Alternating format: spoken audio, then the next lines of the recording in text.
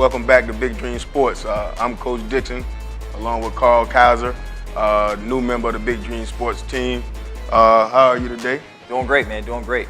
For the Big Dream Sports family, we would like to, just talk about yourself a little bit, before we get started. Yeah, my name's Cousar. I born and raised in Columbus, Ohio. Proud to say I'm an Ohio State Buckeye. I have a wife and two kids. Proud to be here in Florida. And one of my oldest son, he plays middle linebacker for Estero High School.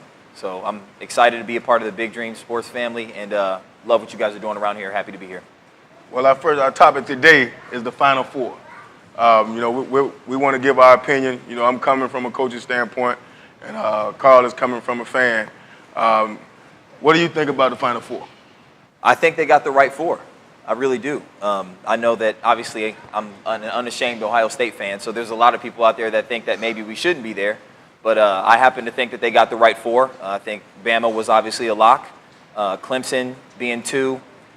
I think we still should be 2, but that game is going to be the same either way, and I think Washington earned the right to be there. Well, as a coach, if I'm the head coach of Penn State, I got a problem. Throughout the 2 losses, head-to-head battle, I really look at, they say that you're as good as your last day. Ohio State beat some big top-ranked opponents early in the season, but 2 of them, they're not ranked anymore. Sure, and to that point, the last game that we played, we beat number 3. So if we beat number 3, at number 2, we beat 3, we should obviously be there, right? We have to be there. Okay. If that's our last game played, then we have to be there. I think beating Michigan the way that we did, even albeit in double overtime, puts us in position to still be there. Well, how do you feel about the conference championship? I know as a coach, and watching TV, a lot of they talk about, conference champions need to be in the Final Four. Right now, we're in a situation where the conference champion is not there. That's true. So, you have 3 out of the 4, and you got a conference champion sitting at 5. So they're worthy of being number 5, but they're not, they can't get in. That's very true. From an Ohio State team. Like I said, I know that you're a fan. Yes. So it's double trouble here. Yes. But, what do you think about the conference Even championship? if I weren't a fan of Ohio State, I would still say that they deserve to be there based on their resume.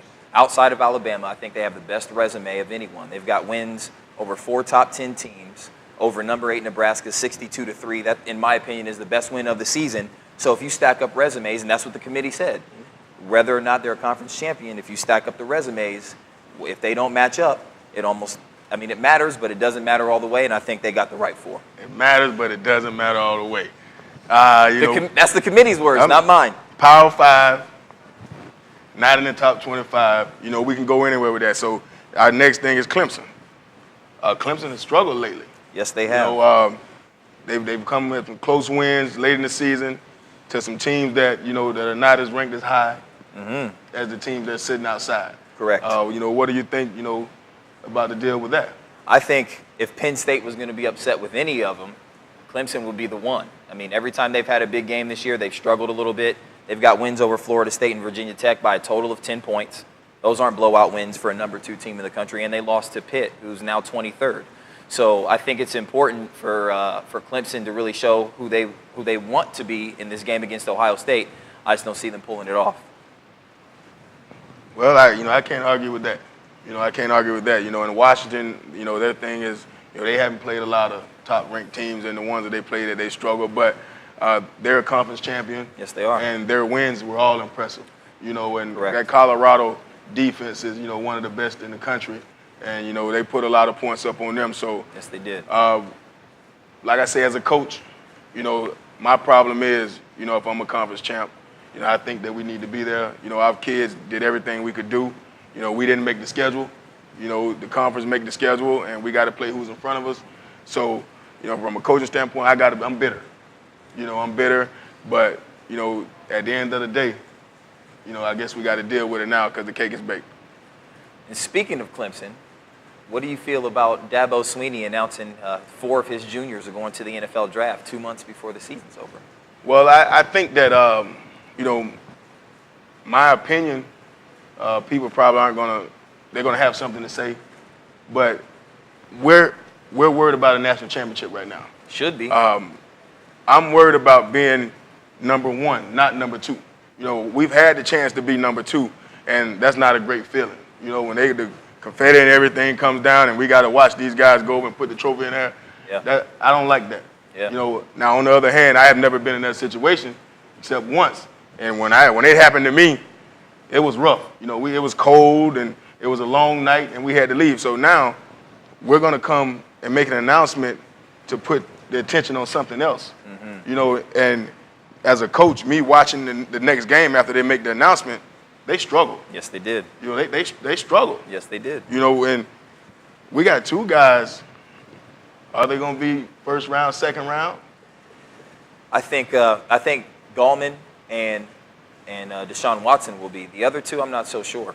Is that the other 2? I don't think they're going to be first round picks. They're still slated to get drafted. But as a fan, from a fan's perspective, if my head coach, if I'm a Clemson fan and my head coach announces 2 months before everything is supposed to go down that he's got 4 kids that are leaving, that to me spells disaster because he's obviously not focused on what he should be focused on, which is winning football games. Mm-hmm. Now, in terms of building a program for the future, obviously that's a great thing for him to do because that gives him a huge bargaining chip and leverage from a recruiting perspective. He can walk in somebody's living room and say, hey, not only am I going to get you to the next level, but we're going to celebrate you getting to the next level. That's powerful for kids, but I don't think he's focused on the things that he should be focused on if he's making announcements about NFL draft status 2 months before the end of the season. I don't like it. Yeah, well, my thing is, you know, when I look at it, if you're going to go that route, if you want to use it for recruiting, go ahead and put it out there like Calipari. You know, don't come back door, you know, using it as a tool. Well, I'm going to come in and I'm going to tell these parents that if their kids come here and don't get me wrong, all those kids are graduating in the next 2 weeks. So that's a great thing. Absolutely. But Absolutely. If I'm going to make that statement, let's come out like Calipari. Every year, my guys are going to go to the NBA Combine. You know, let's make the statement that 3 years, you know, I can't promise you a degree, but I support you whatever you want to do, you know, because it's a family atmosphere. You know, that's what they're stressing. It is a family atmosphere. So if I'm going that route, you know, we need to make sure that I go ahead and put it out there. Don't let me say, well, oh, I'm going to promise you this, I'm going to promise you that. Well, then what about the sophomores?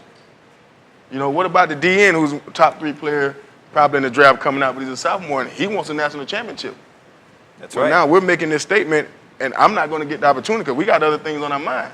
Because you know, if I'm saying that I'm going, there's an agent somewhere involved. Yes, sir. There's somebody who's saying something Yeah. that I don't want him to be talking to. You know, I don't want to talk about it. Right. I want to be talking about football. We got a month. We're going to be out of school before we play again. Right. What are we going to do? Right. You know, the other thing is I think the Williams kid might be the best receiver in the draft.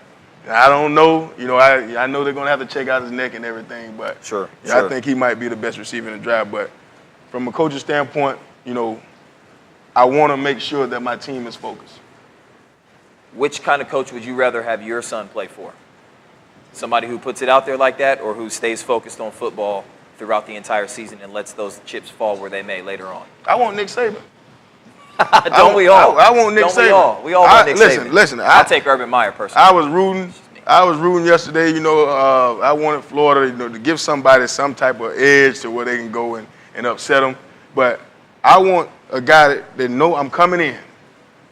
You know, last year they had a DN, you know, first round projection.